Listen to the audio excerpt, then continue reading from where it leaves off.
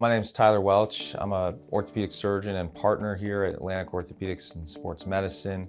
Today we're going to focus on hip arthroscopy, which is surgery in the hip where we use a camera and we use very small incisions. This is surgery designed to repair certain conditions and fix certain conditions and hopefully prevent the onset of arthritis.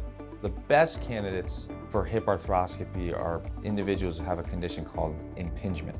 Hip impingement is a condition where the bones in the hip are abnormally shaped. Now, there's two bones that make up the hip. One is the femur bone and one is the pelvis, and the socket in the pelvis is called the acetabulum.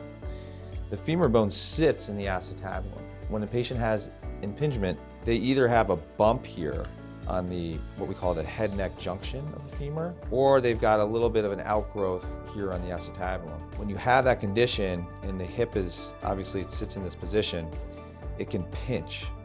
And the reason that's a problem is because there's a labrum that goes all the way around. It's like a bumper.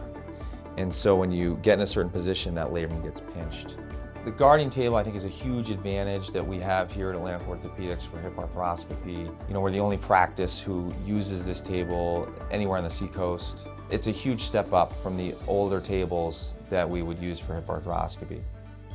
The hip map is another tool that I use when we do hip arthroscopy to help make surgery more precise. The hip map is basically software so that prior to surgery we either have an MRI or a CAT scan of the hip, and it gives us a three-dimensional image. The engineers who work with the hip map can actually identify the exact position, the exact size of the bony abnormality, and also the exact shape and contour of both the femur bone and the pelvis.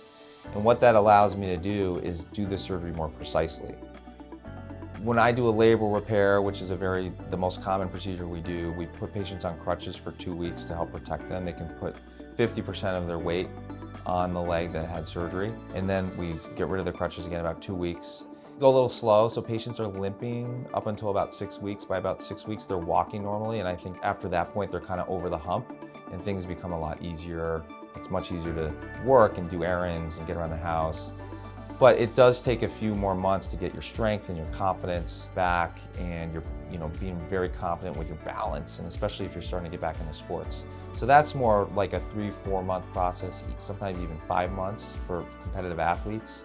We have very specific protocols for therapy, and it's really important. It's been shown in the literature to be really helpful in helping patients recover and get back to where they want to be. That's the main reason I went into sports, is because I like the patient population, active people who are trying to get back to doing the things they love, but I also like actually going in and fixing the problem with my hands and using the techniques I've learned over years and years to get people back to doing what they love.